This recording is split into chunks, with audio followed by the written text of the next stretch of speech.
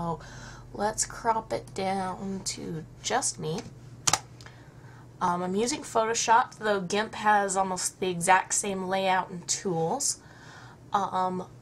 This image actually is humongous. Oop. Let's have a great look at my boob. What we're going to do is we're going to go image size here, and we're going to reduce it in size. So let's go with a 50% reduction in size. Much better. This is a much more manageable size.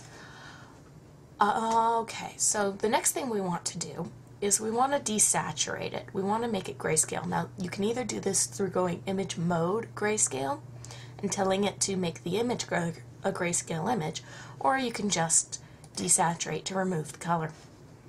The next thing we need to do is actually play with our brightness and contrast. Now, this will allow us to make the subject, in this case me, pop from the background. You'll see actually right through here the biggest change near my head, where my hair kind of blends into the background. So let's tweak the brightness up just a hair. There, kind of like that. And let's reduce the contrast. And in reducing the contrast, we actually increase the contrast here.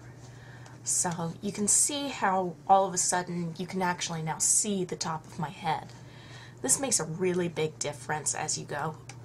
And we're going to tweak the brightness up just a hair more. Because it's important to be able to see the top of the subject's head, because you're going to actually trace along the top of the subject's head. Now, part of this tutorial you won't actually see what I do. You'll just see the end result. Primarily because my camera on my computer doesn't point very well at where I'm actually drawing. So we'll fix that. Now the next step is to make it printable. Now normally this would be perfectly printable for prints, and a lot of people will print at this and then trace over it on another sheet of paper. Well, what we're going to do is make that a heck of a lot easier. So first things first, let's make sure white is white. Easiest way to do that is to grab this white eyedropper here and just suck it up. The next thing to do is very simply to make the blacks gray. This allows us to use a lot less ink, and it'll also make it so that we can actually make the photo disappear when we're finished printing it. It'll be a lot simpler, a lot easier. Now, you don't want to crank it up so high that you get an entire loss of detail. But on your screen, you're going to see a lot of loss of detail that won't necessarily be lost in the print. So you want to crank it up just so that you can barely see the details in certain areas. And then click OK. Then the next thing you want to do is print it. So wherever my print went, there it is.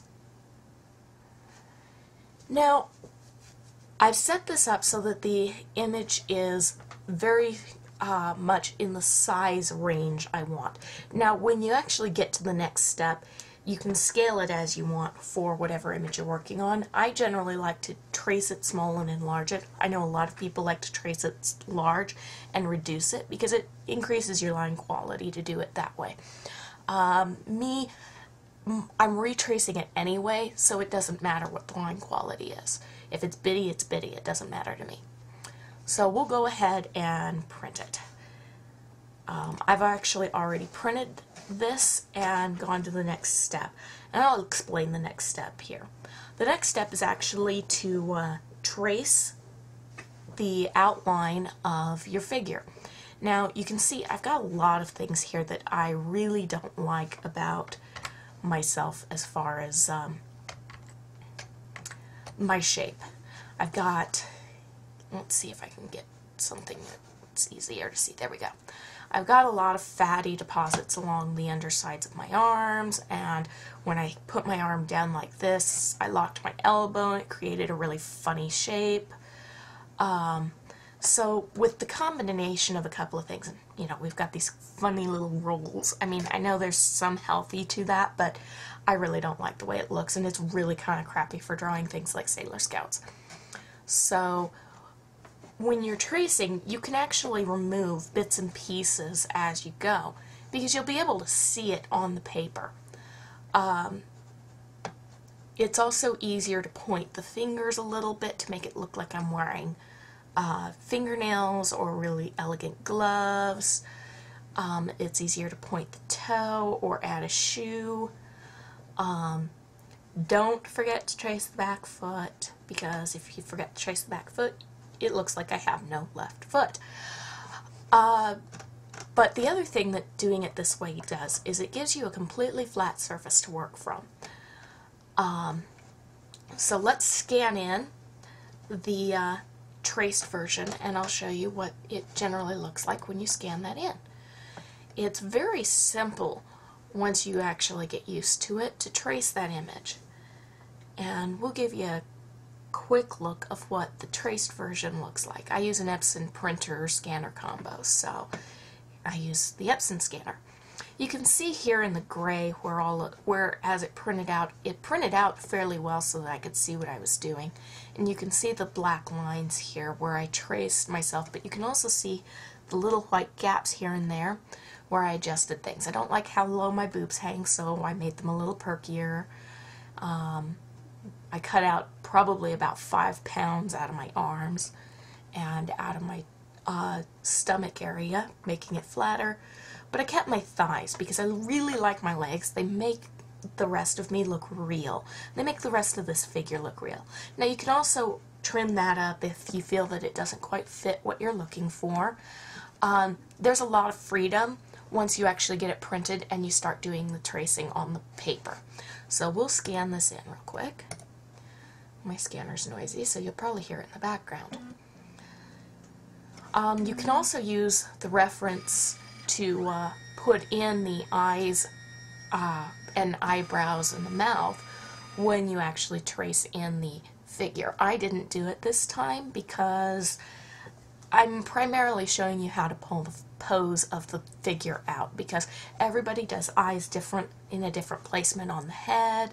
Everybody places their mouth and nose differently. So you can see here that in making sure I could see the top of my head, I could actually create a realistic egg shape for the head. Oh, there goes my mail. So that we actually have a full head, so that when you design your own hairstyles, you have access to that. So the next thing we actually need to do is to remove the photograph from the background. So that's actually fairly easy. We do that in levels again. Very simply, we take the white and we crank it up. We bring it up to the point where you have no more curve. I found this is the easiest way to just kind of do it, because if you sit and use the eyedropper, it takes forever to find the white, so just crank it. Now we need to make sure that our lines are black, so we'll crank the black up until we have basically no curve. And that'll allow us to have a basic black and white drawing.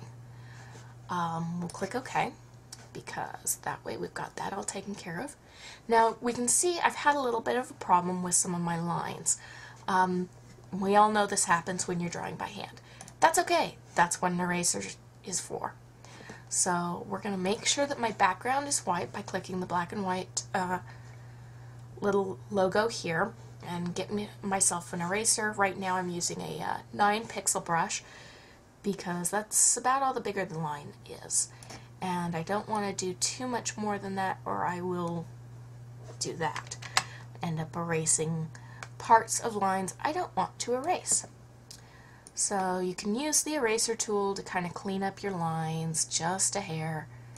You can use the brush tool to fix lines that you want to fix. Actually, I think I'm going to go with 5 here.